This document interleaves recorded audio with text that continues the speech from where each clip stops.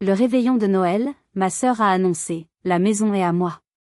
Maman a applaudi. J'ai dit calmement, papa, montre-leur le papier bleu. Ma sœur a pâli. Quel papier? 3 secondes plus tard, elle hurlait. Je pensais que le froid le plus mordant se trouvait dehors, dans cette tempête de neige impitoyable qui balayait les routes départementales du Pas-de-Calais, transformant le paysage en un désert blanc et hostile. Je me trompais lourdement. Le véritable blizzard, celui qui glace les os et fige le sang, m'attendait à l'intérieur de la maison de mon enfance, assis confortablement en bout de table, vêtu de soie, de diamants et d'un mépris absolu. Ce soir-là, ma sœur Flavie pensait avoir gagné la guerre silencieuse qui nous opposait depuis 30 ans, une guerre d'usure faite de petites piques et de grandes trahisons. Elle pensait que j'étais brisée, invisible, une simple ombre dans son monde éclatant. Elle avait tort. Ce qu'elle ignorait, c'est que le silence n'est pas toujours un signe de soumission. Parfois, c'est le bruit terrifiant que fait une mèche quelques secondes avant d'atteindre la dynamite. Avant de vous raconter comment ce dîner de Noël a basculé dans le chaos le plus total, j'ai une question pour vous. Je sais que vous êtes des milliers à écouter ces histoires aux 4 coins du monde. Dites-moi dans les commentaires depuis quelle ville ou quel pays vous regardez cette vidéo, et quelle heure il est chez vous en ce moment. J'adore imaginer où vous êtes pendant que je vous confie mes secrets les plus sombres. Allez, écrivez-le maintenant, je vous attends. C'est fait? Parfait. Maintenant, retournons à Saint-Omer, là où tout a commencé. Le moteur de ma vieille Clio a toussé une dernière fois, un râle agonisant, avant de s'éteindre devant la grille en fer forgé de la maison familiale. Il était 19 heures passées. La bâtisse en pierre, typique de l'architecture flamande de la région, se dressait fièrement sous la neige, ses fenêtres brillant d'une lumière dorée qui promettait chaleur, rire et réconfort. Une illusion parfaite. Pour n'importe quel passant marchant dans la rue, c'était une carte postale de Noël idéale. Pour moi, c'était le décor oppressant d'une pièce de théâtre tragique où je jouais le rôle de l'accessoiriste muette depuis 32 ans. J'ai pris une profonde inspiration, sentant l'air glacial brûler mes poumons, et j'ai attrapé mes sacs dans le coffre. Pas de cadeaux luxueux, juste des attentions choisies avec soin, emballées avec un papier modeste. En entrant, l'odeur du sapin naturel mélangée à celle de la dinde rôtie au marron m'a frappé de plein fouet, suivie immédiatement par une vague de chaleur étouffante qui a fait buer sur mes lunettes. Ferme la porte immédiatement. Tu vas geler toute la maison et tuer mes orchidées. C'était l'accueil de ma mère, Ghislaine. Elle ne m'a pas regardée. Elle ne s'est pas retournée. Elle était bien trop occupée à réajuster une guirlande argentée sur la cheminée en marbre, vêtue d'une robe de cocktail bordeaux qui coûtait probablement plus cher que ma voiture et mon loyer réunis. Bonsoir à toi aussi, maman, ai-je murmuré en déposant mes affaires dans l'entrée, mes bottes laissant une petite flaque d'eau fondue sur le carrelage immaculé. Flavie était là, allongée comme une reine égyptienne sur le canapé en velours vert émeraude, une coupe de champagne à la main, les jambes croisées. Elle portait une robe blanche immaculée, un choix risqué pour un dîner avec de la sauce, mais Flavie n'était pas là pour aider en cuisine ni pour se salir les mains. Elle était là pour être admirée, vénérée. Elle a levé les yeux vers moi, son regard scannant ma tenue de haut en bas, s'arrêtant sur mon pull en laine confortable et mon jean propre avec un dédain qu'elle ne prenait même plus la peine de dissimuler derrière un sourire poli. « Tu es en retard, Bertille » a-t-elle lancé, sa voix traînante et faussement sucrée, comme du miel empoisonné. On a failli commencer l'apéro sans toi. Et dis-moi, c'est quoi cette tenue? On dirait que tu vas faire du jardinage ou que tu reviens d'une randonnée en montagne. C'est Noël, fais un effort pour une fois, bon sang. J'ai avalé ma réplique. J'ai avalé ma fierté, comme je le faisais toujours, un goût amer au fond de la gorge. La route était glissante, Flavie. Il y a une alerte orange sur l'autoroute A26, les camions de salage ne sont pas encore passés partout. Toujours des excuses, a soupiré ma mère en se retournant enfin, son visage parfaitement maquillé exprimant une lassitude théâtrale. Regarde ta sœur. Elle est arrivée hier de Paris, elle a eu le temps de m'aider à décorer, de se préparer, de réserver le traiteur, et elle est impeccable. Toi, tu habites à 1 heure d'ici à Lille, et tu arrives la dernière avec une mine de déterré. Aider à décorer? Je savais pertinemment que Flavie n'avait pas levé le petit doigt. Elle avait dû passer la journée à se faire masser, à appeler ses copines ou à retoucher ses selfies pour Instagram. Mais je n'ai rien dit. Mes yeux cherchaient la seule personne qui comptait dans cette maison, la seule raison pour laquelle je continuais à venir. Il était là, dans son fauteuil habituel, près de la fenêtre, regardant la neige tomber dans la nuit noire. Mon père, Marceau. Depuis son AVC il y a 2 ans, il semblait avoir rétréci, comme si la vie s'était retirée de lui centimètre par centimètre. Ses épaules, autrefois si larges et solides quand il travaillait comme chef de quai sur les chemins de fer, étaient voûtées. Il tenait une tasse vide entre ses mains, et ses doigts tremblaient légèrement, un tremblement constant qui me brisait le cœur. Quand il m'a vu, son visage s'est éclairé, une lueur fragile mais réelle dans ses yeux gris fatigués. « Bertille » a-t-il articulé difficilement. L'aphasie, cette maudite séquelle de son attaque, rendait sa parole lente, laborieuse, comme s'il devait aller chercher chaque mot au fond d'un puits profond. Je me suis précipitée vers lui, ignorant les pics de ma mère et le regard condescendant de ma sœur, et je l'ai embrassé sur le front. Sa peau était froide, trop froide. « Salut papa. Tu as chaud?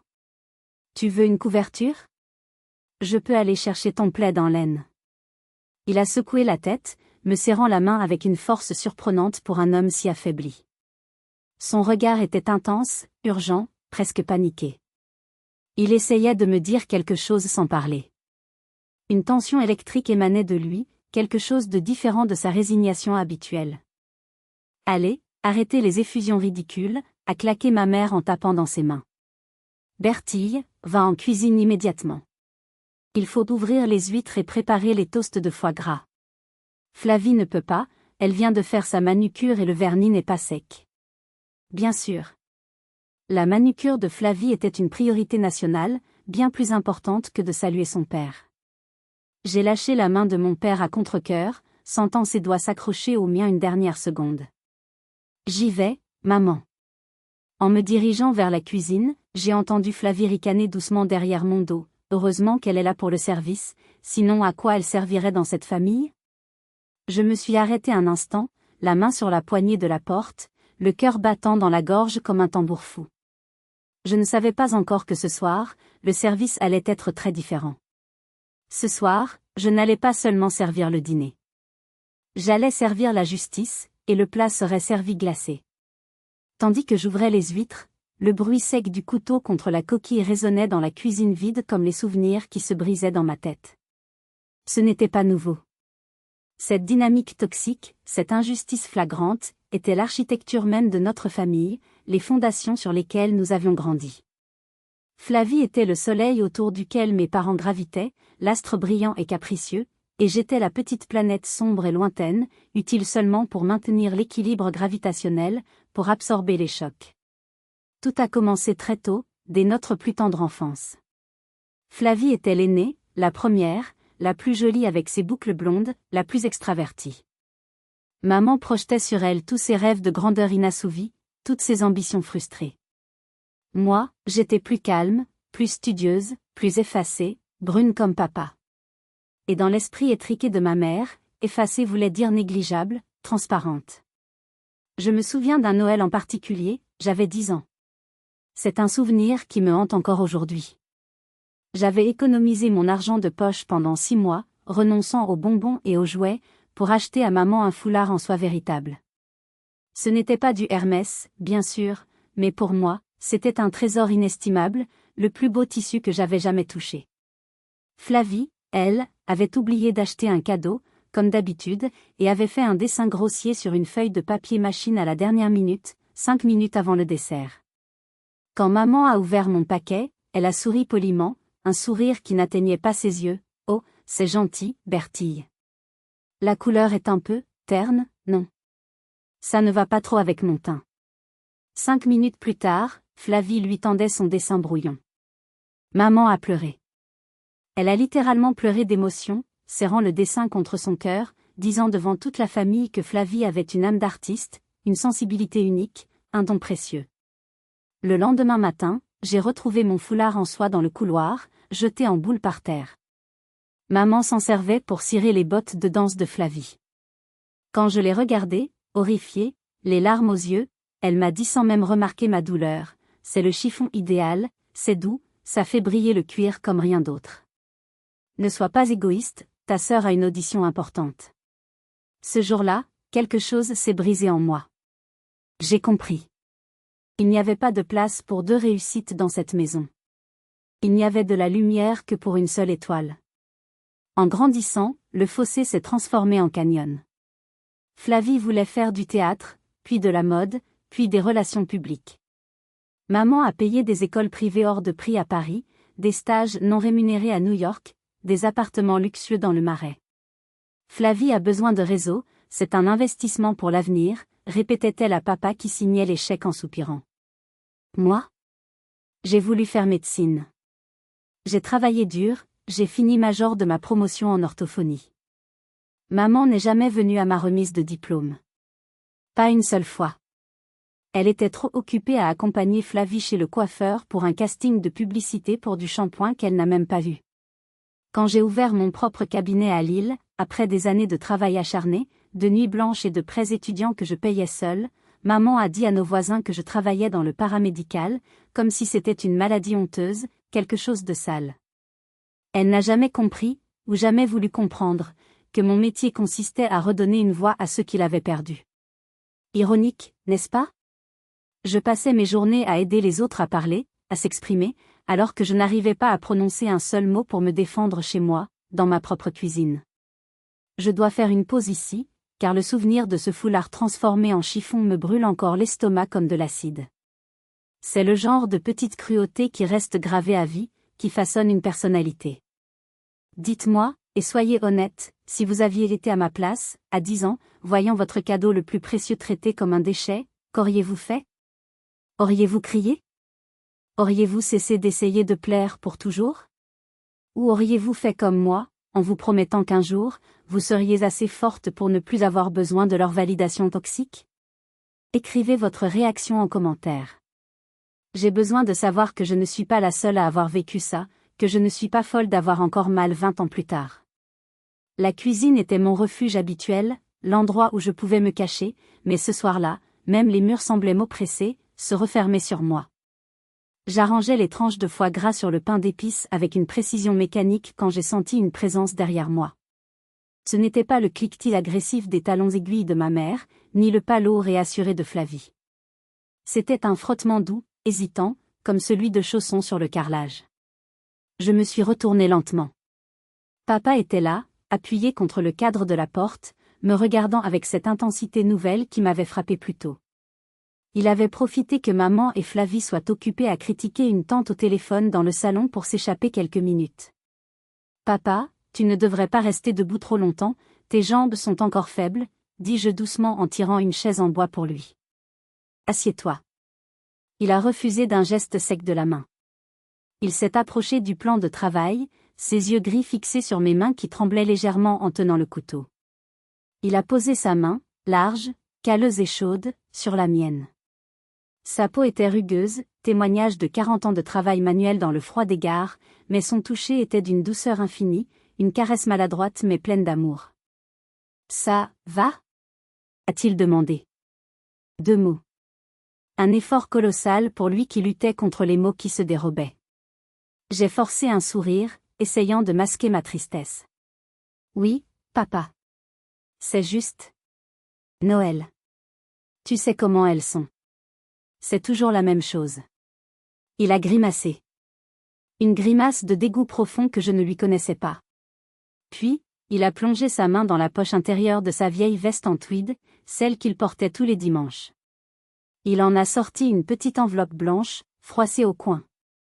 Il a essayé de la glisser discrètement dans la poche de mon tablier. « Non, papa, ai-je chuchoté, repoussant sa main doucement. Je savais exactement ce que c'était. De l'argent qu'il cachait à maman. Des billets de 10 ou 20 euros qu'il économisait sur son maigre argent de poche, privant ses propres petits plaisirs. Garde-le. Achète-toi quelque chose qui te fait plaisir, un bon livre, du tabac à pipe, n'importe quoi. » Il a secoué la tête avec véhémence, ses yeux s'embuant. « Pour toi. Manteau. » Il a pointé mon vieux pull en laine d'un doigt tremblant. Il avait remarqué. Il remarquait toujours tout. Maman voyait mon pull comme une honte sociale, papa voyait que j'avais froid, que je ne m'achetais jamais rien de neuf. Je travaille, papa, je gagne ma vie, le cabinet tourne bien, ai-je insisté, les larmes me montant aux yeux, la gorge serrée. Je n'ai pas besoin d'argent. J'ai besoin que tu ailles bien. J'ai besoin que tu sois heureux. Il a soupiré, un son profond et caverneux qui semblait venir du fond de son âme. Il a remis l'enveloppe dans sa poche à contre-cœur, mais il ne m'a pas lâché du regard. Il a tapoté sa poitrine, côté cœur, puis a pointé le salon où résonnaient les rires stridents et artificiels de Flavie. Pas bon, a-t-il articulé. Puis, il m'a regardé droit dans les yeux, et pour la première fois depuis son AVC, j'ai entendu une phrase complète, prononcée avec une clarté effrayante, sans aucun bégaiement, « Ce soir, fini ». Mon sang s'est glacé dans mes veines. Quoi? Qu'est-ce qui est fini, papa? De quoi tu parles? Avant qu'il ne puisse répondre, la voix de maman a retenti comme un coup de fouet depuis le couloir. Marceau. Où es-tu? Les invités arrivent. Ne reste pas planté là à gêner Bertille. Reviens ici tout de suite. Papa a sursauté comme un enfant pris en faute. La lumière de défi dans ses yeux s'est éteinte instantanément, remplacée par son masque habituel de passivité et de soumission. Il m'a fait un petit clin d'œil rapide, presque imperceptible, et est retourné vers le salon en traînant la jambe. Je suis resté seul au milieu de la cuisine, entouré de plateaux de fête, le cœur battant la chamade. Ce soir, fini. Qu'avait-il voulu dire? Je ne le savais pas encore, mais mon père, l'homme silencieux, l'homme effacé, l'homme qu'elle traitait comme un meuble encombrant et un peu gênant, était en train d'aiguiser ses armes dans l'ombre. 1 heure plus tard, le salon était plein à craquer. Mes oncles, tantes et cousins étaient arrivés, secouant la neige de leurs manteaux lourds et apportant avec eux un brouhaha festif qui masquait à peine les tensions sous-jacentes. L'air sentait le parfum bon marché, le tabac froid et l'hypocrisie. Flavie était dans son élément naturel. Elle tenait la cour au centre de la pièce, un nouveau verre de champagne à la main, rayonnante sous le lustre. Et donc, j'ai dit à l'organisateur de l'événement, « Chérie, sans moi, ton gala est mort, personne ne viendra. » Et vous savez quoi? Il m'a supplié à genoux. Il m'a offert le double de mon tarif habituel. Tante Doxy et oncle Ambroise riaient poliment, impressionnés par ce monde parisien scintillant qu'ils ne connaissaient qu'à travers la télévision et les magazines People. Flavie en rajoutait, gesticulant, parlant de ses voyages imaginaires à Dubaï, de ses amis influenceurs qui n'existaient pas, de ce sac à main à 3000 € qu'elle avait soi-disant oublié à Paris dans son dressing parce qu'il ne s'accordait pas avec la nuance de ses chaussures. Moi, je savais la vérité. Je savais que Flavie m'avait appelé en pleurs il y a 3 mois pour me demander 500 € parce qu'elle ne pouvait pas payer son loyer et que son propriétaire menaçait de l'expulser. Je savais que son agence de relations publiques était une coquille vide, une simple page Instagram, et qu'elle vivait à crédit, jonglant avec les dettes. Mais je me taisais. Je servais les petits fours, invisibles, traversant la foule comme un fantôme en tablier. Et toi, Bertille? A soudain demandé tante Doxy, essayant gentiment de m'inclure dans la conversation alors que je lui présentais un plateau de feuilleté. Comment va le cabinet à Lille? Toujours autant de patients? J'ai ouvert la bouche pour répondre, prête à parler de ce petit garçon autiste de 4 ans qui avait prononcé son premier mot la semaine dernière, une victoire immense qui m'avait fait pleurer de joie dans ma voiture. Mais Flavie m'a coupé net, sa voix tranchante comme du verre brisé. Oh, ne l'ennuie pas avec ça, tata. Bertie passe ses journées à faire répéter « BABA » à des vieux messieurs qui bavent et des enfants qui crient. C'est déprimant à mourir. Je ne sais pas comment elle fait pour ne pas se tirer une balle chaque matin. Moi, j'ai besoin de créativité, de vie, de glamour. Je ne pourrais pas supporter tant de médiocrité. Maman a ri. Un rire cristallin et cruel qui a résonné dans toute la pièce. C'est vrai que ce n'est pas très stimulant comme carrière. Mais bon, il faut bien des gens pour faire le sale boulot, n'est-ce pas? Tout le monde ne peut pas avoir le charisme et l'ambition de Flavie. Le plateau a tremblé dangereusement dans mes mains. J'ai vu quelques cousins baisser les yeux, gênés par tant de méchanceté gratuite. Tante Doxy a toussé, mal à l'aise, ne sachant plus où regarder. C'est un métier noble, aider les gens, a murmuré oncle Ambroise, mais si bas que sa voix s'est perdue dans le bruit ambiant. Noble. A ricané Flavie en buvant une gorgée. C'est surtout mal payé. Regarde-la, elle porte le même pull depuis 5 ans. Si elle avait un peu d'ambition, elle aurait fait chirurgie esthétique ou dermatologie, quelque chose qui rapporte de l'argent. Mais bon, Bertie a toujours aimé la facilité et la médiocrité. J'ai senti une brûlure intense derrière mes paupières. Ce n'était pas la première fois qu'elle m'humiliait en public, c'était même une tradition familiale, mais ce soir, il y avait quelque chose de plus vicieux, de plus délibéré. Comme si Flavie voulait m'écraser complètement, m'anéantir avant de porter le coup de grâce. J'ai regardé papa. Il était assis dans son coin, isolé, les poings serrés sur ses genoux, les jointures blanches à force de pression. Il regardait Flavie avec une expression que je n'avais jamais vue sur son visage doux, de la haine pure, brute. J'ai posé le plateau sur la table basse, peut-être un peu trop fort. Je vais chercher le plat principal, ai-je dit d'une voix neutre, masquant le tremblement de mes lèvres. En tournant les talons vers la cuisine, j'ai entendu Flavie chuchoter à maman, assez fort pour que je l'entende. Tu vois ? Elle n'a aucune répartie. Elle est pathétique. Pathétique. Le mot a résonné dans ma tête jusqu'à la cuisine, rebondissant contre les murs de mon crâne. Mais ce qu'elle ne savait pas, c'est que le pathétique était sur le point de devenir leur pire cauchemar. C'est au moment où on passait à table, alors que l'odeur du rôti remplissait la pièce, qu'un cousin a posé la question fatidique, innocente en apparence. « Et toi, oncle Marceau, comment tu te sens ? Tu as l'air mieux qu'à Pâques, tu as meilleure mine. » Papa a ouvert la bouche pour répondre, voulant peut-être dire qu'il se sentait plus fort, mais les mots se sont bousculés. Maman a immédiatement pris le relais, comme toujours, confisquant sa parole. « Oh, il va très bien. Grâce à nous. Vous savez, c'est un travail à temps plein de s'occuper de lui, une charge lourde. Heureusement que Flavie était là pour me soutenir moralement pendant cette épreuve terrible il y a 2 ans. Sans elle, je crois que je me serais effondrée. J'ai failli lâcher la saucière en porcelaine sur la nappe blanche. Le temps s'est arrêté. Le sang a afflué à mes tempes, battant furieusement. 2 ans plus tôt. La nuit où le téléphone a sonné à 3 heures du matin. L'AVC. Papa s'était effondré dans la salle de bain. Maman, paniquée, incapable de gérer la situation, m'avait appelé en hurlant. J'avais conduit de Lille à 160 km/h sous la pluie, le cœur au bord de l'explosion, priant pour arriver à temps. Quand je suis arrivée aux urgences, papa était dans le coma, branché à des dizaines de machines qui bipaient dans le silence terrifiant. Les médecins étaient pessimistes. J'ai appelé Flavie, qui était à Paris pour la Fashion Week, supposément invitée à toutes les soirées. Flavie, papa va peut-être mourir. C'est grave. Tu dois venir tout de suite. Sa réponse ? Je l'entends encore dans mes cauchemars, une voix pâteuse et agacée. Bertille, tu exagères toujours, tu es tellement dramatique. Je ne peux pas partir maintenant, j'ai une soirée VIP ce soir, c'est crucial pour ma carrière. S'il meurt, préviens-moi, je prendrai le premier train demain matin. S'il ne meurt pas, ça peut attendre le week-end. Je ne vais pas venir pour rien. Elle n'est pas venue. Pendant 3 semaines, j'ai dormi sur une chaise en plastique dur dans le couloir de l'hôpital, me nourrissant de café insipide et de sandwichs triangulaires.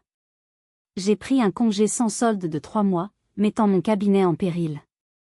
J'ai vidé mes économies, l'argent que je gardais précieusement pour l'apport de mon appartement pour payer une chambre individuelle à papa parce que le bruit et l'agitation de la chambre commune l'angoissaient et faisaient monter sa tension. J'ai massé ses jambes inertes chaque jour pour éviter les phlébites. J'ai tenu sa main pendant des heures interminables en lui parlant. J'ai utilisé mes compétences d'orthophoniste pour lui réapprendre à déglutir, à souffler, à dire, à retrouver sa dignité. Et Flavie ? Elle est venue une fois. Une seule fois en 3 mois. Elle est restée 15 minutes, montre en main. Elle a posé un bouquet énorme et coûteux sur la table de nuit, a pris un selfie en tenant la main inerte de papa avec un filtre triste, et l'a posté avec la légende « Mon guerrier. Je t'envoie toute ma force. L'amour d'une fille est le meilleur remède. » Puis elle est partie déjeuner avec une amie dans un restaurant chic du centre-ville. Mais le pire n'était pas là. Le pire, c'est ce que j'ai découvert 2 mois plus tard en triant le courrier de papa. Un relevé de carte bancaire. Pendant que papa était dans le coma, entre la vie et la mort, sa carte que maman avait soi-disant perdue dans la panique de l'ambulance avait été utilisée. Un voyage aux Maldives. 4 000 €. Quand j'ai confronté maman, tremblante de rage, elle a haussé les épaules avec désinvolture. Flavie avait besoin de décompresser, la pauvre chérie était tellement stressée par la maladie de son père, elle faisait des cauchemars. Elle avait besoin de soleil pour être forte pour nous. C'est ce que ton père aurait voulu, qu'elle soit heureuse. J'ai remboursé la dette. Moi. En faisant des heures supplémentaires le soir et le week-end pendant 1 an. Je n'ai rien dit à papa pour ne pas provoquer un deuxième AVC, pour le protéger de cette trahison ultime. Et maintenant, ce soir de Noël, maman osait dire devant tout le monde que Flavie l'avait soutenue. J'ai regardé Flavie. Elle hochait la tête avec un air modeste et triste, jouant parfaitement son rôle. C'était dur, a-t-elle soupiré, la main sur le cœur. Voir son héros si faible. Mais on a tenu bon, ensemble. L'amour triomphe de tout. J'ai senti une nausée violente monter en moi. C'était plus que du mensonge. C'était une réécriture perverse de la réalité, une insulte à ma souffrance et à celle de papa. J'ai vu la main de papa se crisper sur sa fourchette, ses phalanges blanchir. Il savait. Il s'était souvenu. La mémoire revenait, et avec elle, la colère. Le dîner s'est poursuivi, un ballet grotesque d'hypocrisie arrosé de grands crus millésimés que papa gardait dans sa cave depuis des années. Maman avait sorti l'argenterie des grands jours, celle héritée de ma grand-mère. Elle servait Flavie comme une reine, remplissant son verre avant même qu'il ne soit vide, lui offrant les meilleurs morceaux de viande, la peau croustillante, le blanc le plus tendre. Mange, ma chérie, tu es si mince. Il faut prendre des forces pour tes grands projets, tu travailles trop. Puis, le ton a changé. Maman a posé ses couverts avec un bruit métallique, s'est essuyé la bouche délicatement avec sa serviette en tissu brodé et a pris cet air solennel qu'elle adoptait quand elle allait donner une leçon de morale. Vous savez, a-t-elle commencé, s'adressant à la tablée mais regardant Flavie, voir Marceau si diminué m'a fait beaucoup réfléchir à l'avenir. À l'héritage. À ce que nous allons laisser derrière nous quand nous ne serons plus là. Un silence s'est fait. Oncle Ambroise a cessé de mâcher, sa fourchette en l'air. Les cousins ont arrêté de chuchoter. Cette maison, ce patrimoine, c'est l'œuvre d'une vie. Et il faut une vision pour le faire perdurer. Il faut quelqu'un qui a le sens des affaires, du réseau, de l'ambition. Quelqu'un qui ne se contente pas d'eux. Elle a jeté un coup d'œil rapide et méprisant vers moi, comme si j'étais une tache sur la nappe. De vivoter petitement. Sous la table, j'ai senti un coup sec. C'était le pied de papa qui heurtait le mien. Je l'ai regardé. Il ne mangeait pas. Il fixait son assiette, respirant fort par le nez, ses narines dilatées. Il bouillait intérieurement. Maman a continué, imperturbable, sourde à la tension qui montait, c'est pour ça que j'ai pris des décisions. Des décisions difficiles mais nécessaires pour le bien et la survie de la famille. Marceau est d'accord, bien sûr. N'est-ce pas, chérie ? Elle n'a même pas attendu sa réponse. Elle savait que papa ne pouvait pas argumenter rapidement, que les mots lui manqueraient. Elle utilisait son handicap comme une arme pour le réduire au silence, pour valider ses propres désirs. Flavie a des idées merveilleuses pour Saint-Omer. Elle voit grand. Elle est l'avenir de cette famille, la seule capable de porter notre nom vers le haut. Flavie a souri, un sourire de requin qui vient de sentir le sang. Oh maman, n'en dis pas trop tout de suite. Tu vas gâcher l'effet de surprise. Gardons ça pour le dessert. Tu as raison, ma puce. Maman a ri, complice, lui caressant la main. J'avais l'impression d'être dans un cauchemar réveillé. Il parlait de l'héritage de papa comme s'il était déjà mort et enterré. Pire, il parlait de son argent, de sa maison, gagné à la sueur de son front sur les chemins de fer dans le froid et la nuit, comme de leurs jouets personnels à se partager. Je voulais hurler. Je voulais renverser la table, crier la vérité sur les Maldives, sur l'absence, sur le mépris. Mais une main a attrapé mon poignet sous la nappe. La main de papa. Elle était brûlante, fébrile. Il m'a serré si fort que ça en devenait douloureux. J'ai tourné la tête vers lui. Il m'a regardé, et j'ai vu ses lèvres former un seul mot, inaudible mais impératif, attends. Alors j'ai attendu. J'ai avalé ma rage avec ma dinde froide qui avait le goût de la cendre. J'ai attendu que le piège qu'elle pensait avoir tendu se referme violemment sur elle. Le moment est arrivé avec la bûche glacée au chocolat. Flavie s'est levée, lissant sa robe blanche. Elle a pris une petite cuillère en argent et a frappé délicatement contre sa flûte à champagne en cristal. Gling, gling, gling. Le son de la victoire, le son de l'arrogance. Famille, amis, a-t-elle commencé, théâtrale, prenant une pause étudiée. Merci d'être là. Cette année a été révélatrice pour moi. J'ai réalisé que ma place n'était pas à Paris, loin de mes racines, mais ici, à gérer ce qui compte vraiment. Elle a marqué une pause dramatique, balayant la pièce du regard. Maman la regardait avec une adoration presque religieuse, les mains jointes. Maman et moi avons eu de longues discussions ces dernières semaines. Et nous avons décidé qu'il était temps de passer le flambeau. Maman a officiellement décidé de me léguer la propriété de cette maison, ainsi que la gestion de tous les actifs financiers de la famille, dès maintenant, via une donation entre vifs. Un murmure choqué a parcouru la table. C'était énorme. Ce n'était pas juste un héritage futur, c'était une prise de pouvoir immédiate, un coup d'état familial. Flavie a levé la main pour calmer l'assemblée, savourant l'effet produit. J'ai de grands projets. Je vais transformer cette vieille bâtisse poussiéreuse et démodée en un gîte de charme haut de gamme. On va l'appeler le manoir des Flandres. On va tout rénover. Casser ces vieux murs porteurs, faire un spa moderne dans le jardin d'hiver, installer une piscine. Ça va être une mine d'or, un lieu incontournable. Mon sang s'est glacé. Casser les murs? C'était la maison où papa était né. Chaque pierre avait une histoire, chaque coin avait une âme. Elle voulait tout détruire pour en faire un hôtel sans âme. Et papa? A demandé oncle Ambroise, fronçant les sourcils, osant enfin poser la question qui brûlait toutes les lèvres. Il va vivre où pendant les travaux? C'est sa maison. Oh, ne t'inquiète pas, a répondu Flavie avec une désinvolture terrifiante. On a tout prévu.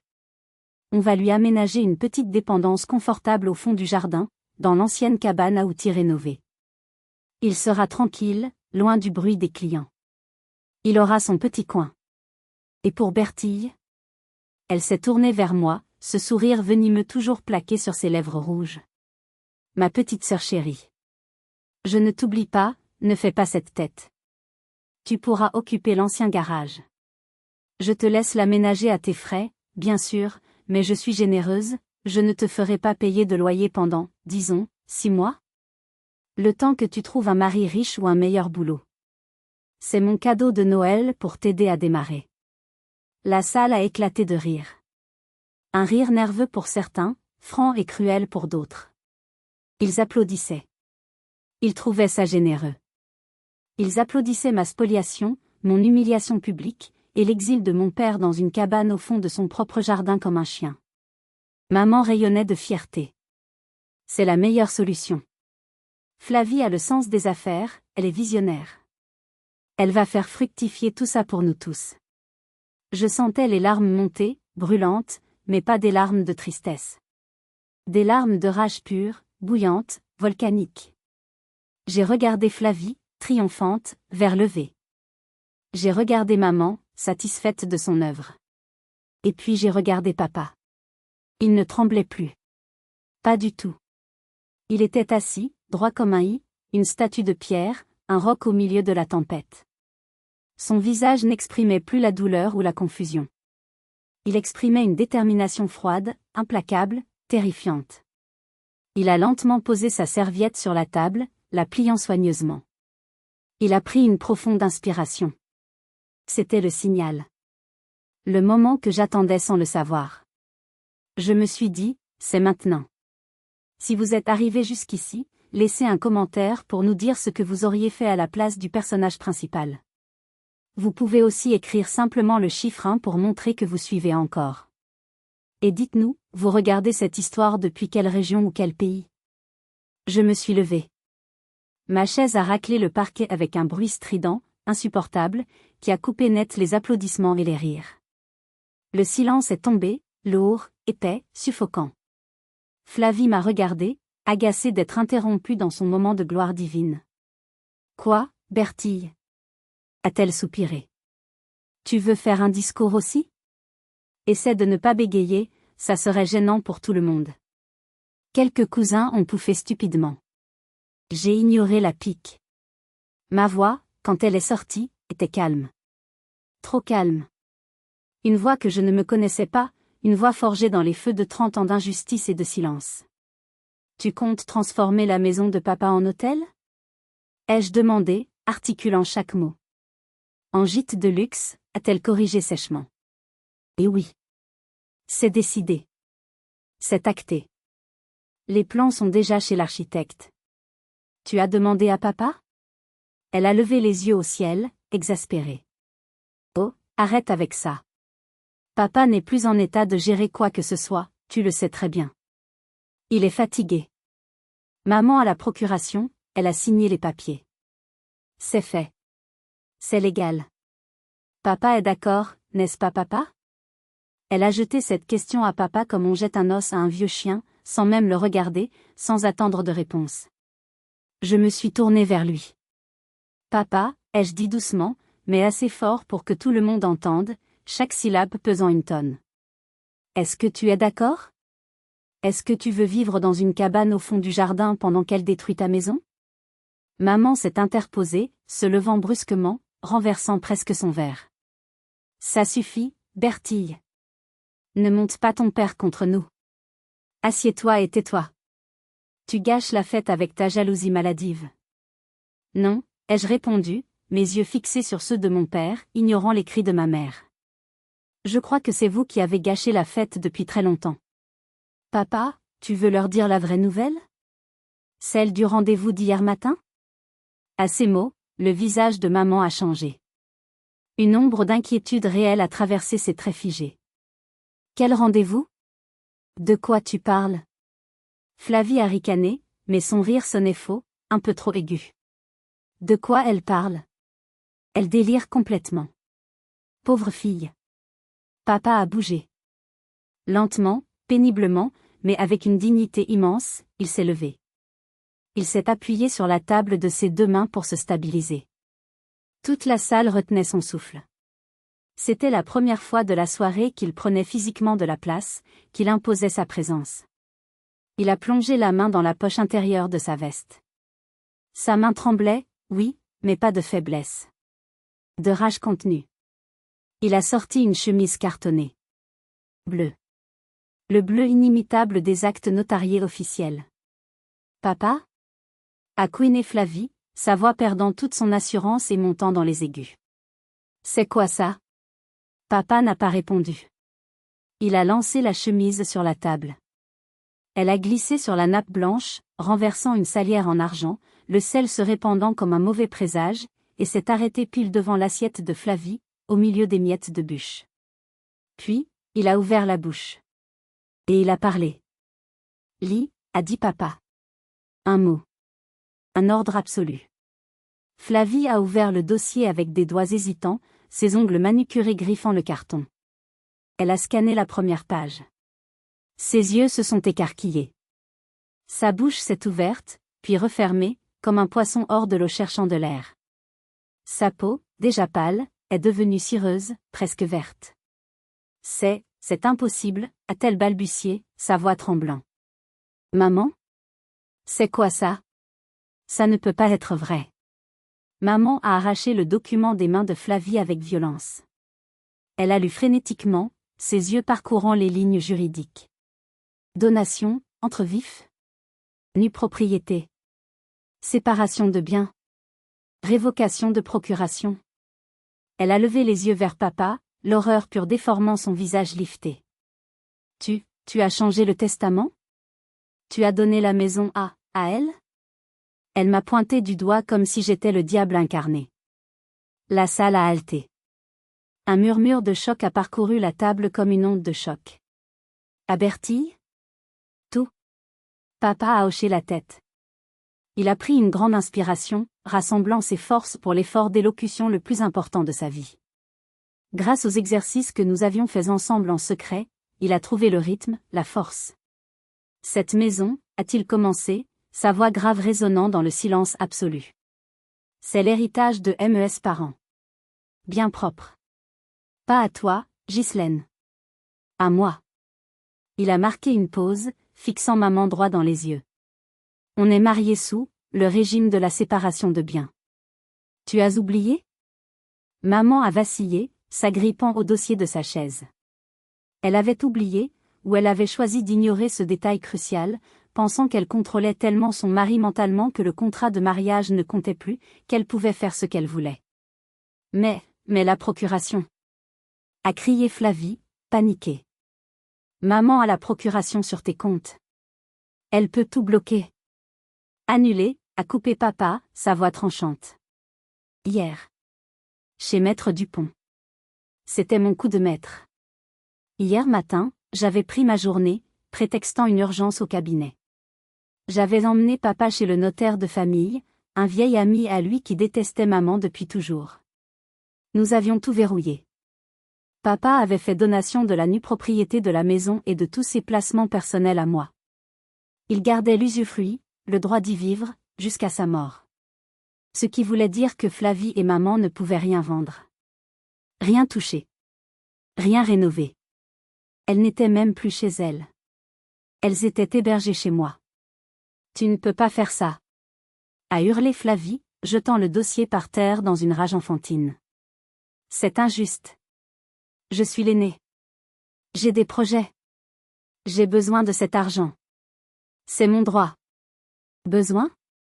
Papa a ricané. Un son sec, sans joie. Pour payer tes dettes? Flavie s'est figée, comme frappée par la foudre. Je sais, a continué papa, implacable. Je sais pour les Maldives. Je sais pour la carte de crédit volée. Je sais pour les huissiers qui te cherchent à Paris. Le secret était dehors. Flavie n'était pas riche. Elle était ruinée. Elle était une fraude. Et elle comptait sur la vente de la maison pour se sauver de la faillite et de la prison. Maman s'est mise à pleurer, des larmes de crocodile bruyantes, se tordant les mains. Marceau. Comment peux-tu nous humilier comme ça devant tout le monde? Après tout ce que j'ai fait pour toi. Je t'ai soigné. Je t'ai nourri. Je me suis sacrifié. Papa a frappé du poing sur la table. Les verres ont sauté, le vin se renversant sur la nappe immaculée comme du sang.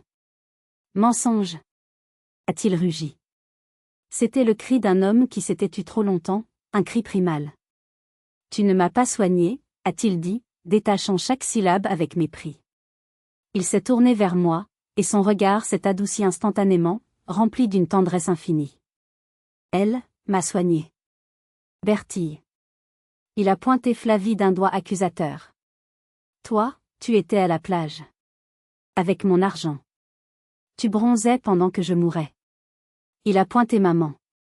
Toi, tu avais honte de moi. Honte de ma bave. Honte de ma canne. Tu ne me sortais plus. Il a pointé Bertille, la main ouverte. Elle m'a appris à parler. À marcher.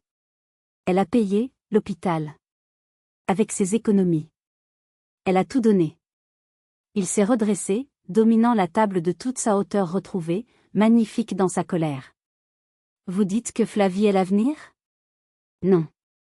Flavie est un parasite. Le mot a claqué comme une gifle physique. Flavie a reculé, choquée, la main sur la bouche. Bertille, ma fille. Ma vraie fille. Celle qui était là quand il n'y avait pas de lumière.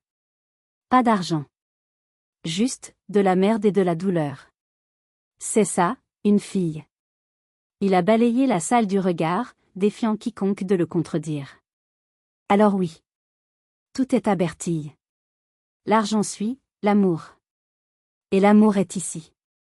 Il a posé sa main lourde sur mon épaule. Je pleurais. Silencieusement. Les larmes coulaient sur mes joues sans que je puisse les arrêter. Pour la première fois de ma vie, je n'étais pas le bouclier. J'étais l'épée. Mon père m'avait défendu. Il m'avait reconnu devant le monde entier. Maman était devenue rouge écarlate, une veine battant sur son front. Si c'est comme ça, a-t-elle sifflé. Si tu préfères cette ingrate à ta propre femme, alors. Alors quoi? A demandé papa calmement. Tu vas partir? La porte est ouverte. Mais rappelle-toi, la maison est à Bertille. Si tu restes, tu es chez elle. Tu es son invité. Maman a regardé autour d'elle, cherchant du soutien, un allié. Mais les visages avaient changé. Oncle Ambroise regardait ses chaussures avec un intérêt soudain. Tante Doxy me regardait avec une nouvelle forme de respect, ou peut-être de peur. Le pouvoir avait changé de camp. La reine était nue.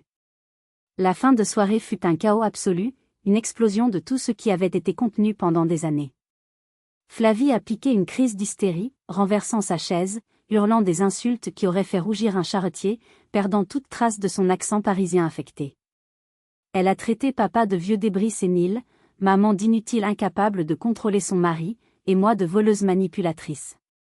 En faisant ça, elle a brisé la dernière illusion. Tout le monde a vu son vrai visage. La princesse n'était qu'une enfant gâtée, vulgaire et vicieuse. Maman essayait de la calmer tout en me lançant des regards assassins. Tu es contente? Tu as détruit cette famille. Tu as tout cassé. M'a-t-elle craché au visage? J'ai répondu calmement, essuyant mes larmes, non, maman. Je l'ai juste éclairé. J'ai allumé la lumière sur vos mensonges. Papa s'est approché de moi. Il a mis son manteau, boutonnant le col avec des gestes précis. On y va, a-t-il dit. Où ça? A demandé maman, paniquée, réalisant soudain qu'elle perdait son mari et sa source de revenus. Tu ne peux pas partir. Qui va s'occuper de tes médicaments? Tu ne peux pas vivre seule. Bertille, a répondu papa. Je viens vivre, à Lille. Avec elle. C'était la dernière surprise. Papa ne m'avait pas prévenu, mais c'était l'évidence même. Il ne pouvait plus rester une minute de plus dans ce nid de vipères. Il avait choisi son camp. Nous avons marché vers la sortie.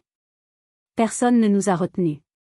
En passant devant tante Doxy, elle m'a glissé une boîte de chocolat dans la main en douce. Prends soin de lui, a-t-elle chuchoté. J'ai vu dans ses yeux qu'elle savait qu'elle avait parié sur le mauvais cheval pendant des années et qu'elle essayait de sauver les meubles. Dehors, la neige avait cessé de tomber. L'air était pur, froid, coupant, mais pour la première fois, il ne me faisait pas mal.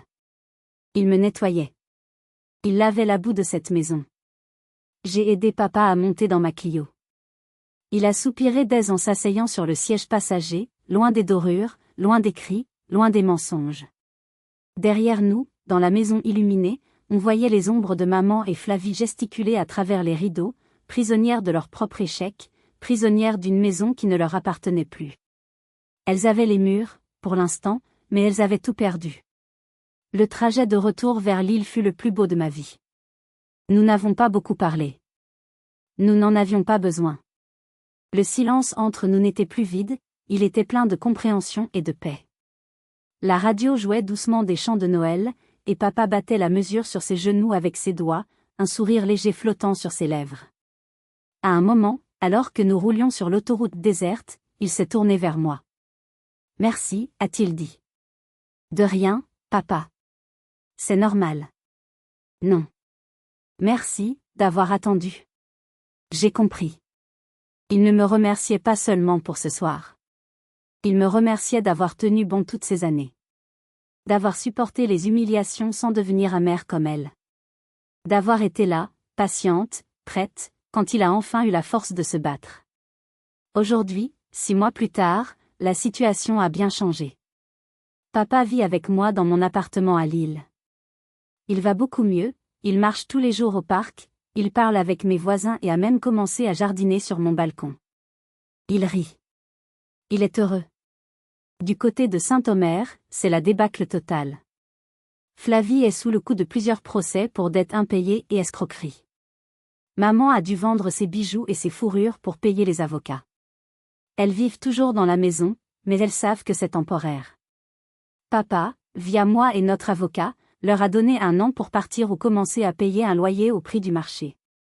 Elles sont furieuses, elles crient au scandale, elles jouent les victimes sur Facebook, mais elles sont impuissantes.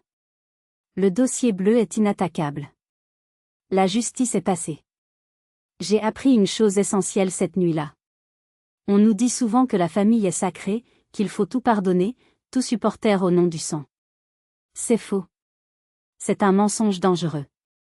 Le sang vous donne des proches génétiques, mais c'est la loyauté, le respect et l'amour qui vous donnent une famille.